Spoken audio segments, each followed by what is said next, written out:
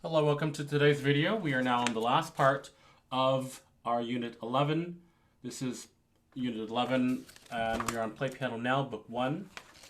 We are now talking about two new intervals today. The seventh interval, let's take a look at all of the intervals again. Second, third, fourth, fifth, and now sixth, like we learned last time. Today we're now going to learn about the seventh, skipping five white keys. That's not pretty far, pretty big stretch. And then the octave, or the eighth. This is known as the octave, skipping six white keys. And it's from C to C, or from note to note, wherever it may start and end. Getting to know all those. Also, for the left hand, here's our seventh, and here's the octave. Review them, get to know where they are written. This is a lot of big reading. The span of your sight now needs to increase. Okay, on page number 147, we have a sight reading exercise. We're practicing playing and reading these intervals. One thing you may need to do is be able to count how many spaces are in between each of the notes. So let's go ahead and take a look at our staff here on the page. Okay, so here we are with our staff, and as you can already see, this interval, we were already quite familiar with it, is a third. But when the intervals get much bigger, we need to be able to learn how to count from lines and spaces from one interval or one note to the next. So I'm going to go ahead and demonstrate that by putting little numbers. Each line and space counting as 1 through 8. And so the first note, we'll count it as 1. Above that, 2, which is that D. 3, right here. 4, 5, 6, and then this note here on the line is known as 7. So we see here from 1 to 7, that's how many spaces or lines and spaces are from the first note, and we now know that the interval is a seventh. If the note were here, then we could say 8. And now we know that 1 to the 8, or an octave, that's how far away the note is. And depending on where the note is, that's what we'll see as the interval. There's a sixth, fifth, fourth, third, and then of course second is going to be in the corner like this. So get to know counting lines and spaces wherever the note may be located from one to the other, whether that is in a harmonic interval or a melodic interval. Okay, very good. So let's go ahead now and get back to our music here, our keyboard. We have here practicing sight reading, and we're going to go ahead and not only play the interval, but we're going to say what the interval number is. I will go ahead after you have practiced. Please pause the video now. Identify these. If you need to write them in, perfectly fine, but eventually you'll have to erase them. Let's go ahead and play and say these intervals. Fifth, sixth, fifth, fourth, octave, seventh, sixth, seventh, going to E now with the left hand, fifth, sixth, sixth, seventh, fourth, fifth, seventh, octave. Okay. Sight reading number 2, this one here only features as big as the 6th and 7th. There actually is an octave at the end as well. So we need to be able to first identify the intervals. Don't just go rushing into playing this at the beginning. Analyze this music. See what the intervals are. And if you want, you can put a little in parentheses above or below it what the interval number is, so that you can be prepared to read it very easily. Okay.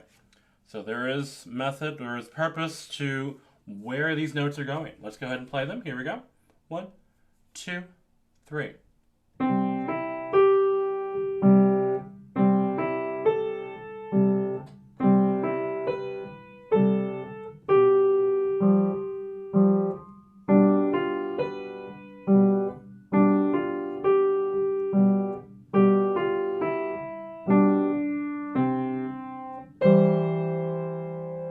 So as you can see, when the intervals get bigger, the music gets to sound more interesting.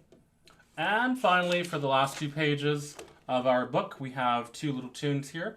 On page 148, we are utilizing the intervals of the octave 7th and 6th a lot. For this one, we'll mostly just the 7th and the 6th. The octave is not featured until the very last one here. Okay, so hands separately when practicing. It says here, be especially careful of the right hand fingering. A lot of fingerings are given. Now, if you need to, please write them in. Make sure that you are using the best and the most practical fingerings. You don't always have to do 1-5 for all of these, okay? You may want to do 1-4 or even 1-3 if you need to, okay? The first couple of systems kind of gives you an idea of how to do it best. Also, notice that the first 2 notes, a melodic third, are played with 2 and 1. It's not always going to be practical to play a third with 3 and 1. Sometimes, depending on where the melody is going, you may have to change your fingering, and you may have to stretch between 1 and 2, or even bigger. That depends on where the melody is going. So practicing one hand at a time, notice that there are some tone note slurs here, or regular slurs. Mostly it's just non-legato for the left hand with the pedal at the end, and there's also some dynamic contrast. So let's go ahead and listen to what this one sounds like. Here we go, ready? 1, 2, 3.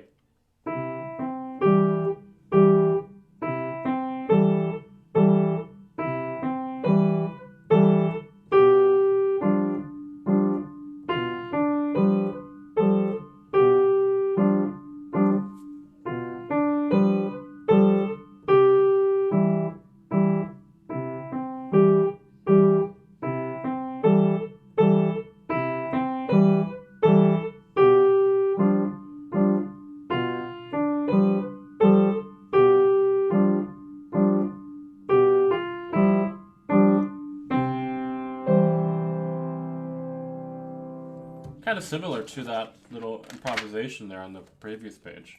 So that's how that one sounds like. It's very nice. Remember, contrasting in the hands, so the right hand should be louder. And now for the last one. This is a lullaby.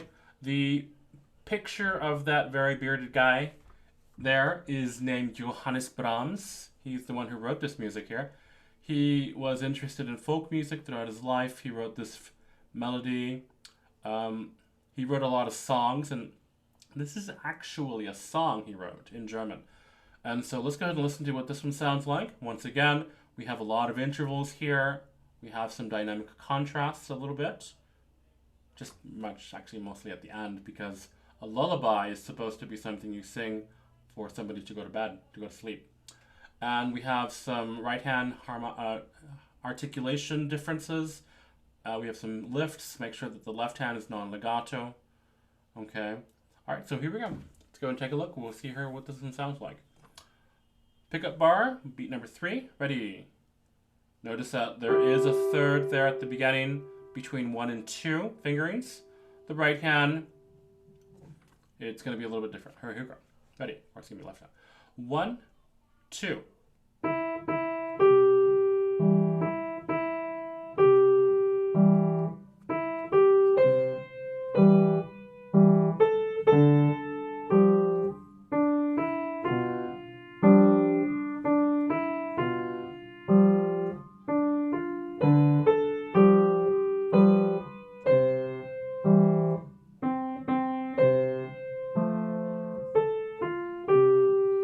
Left.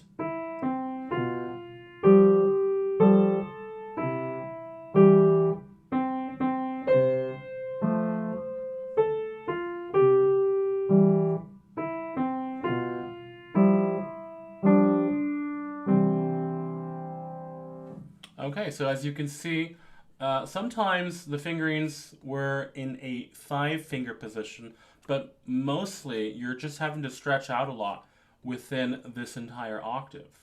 Okay, so if you need to, please write in some fingerings, draw the slashes where you're supposed to lift, but as you heard, I had a lot of contrast between the right hand being louder than the left hand, which is being softer. And we are already at the piano dynamic. So this is going to have to be even softer when playing the left hand. Okay, so this is a very familiar and a very nice melody. Let's go ahead and practice this hand separately. When putting them together, do measures all one at a time. And look forward to hearing this. So thank you for reaching this point of the book. Congratulations for coming this far and for completing the book. You have accomplished a whole lot, and I'm very pleased with your progress. We will see you in next lesson. Bye.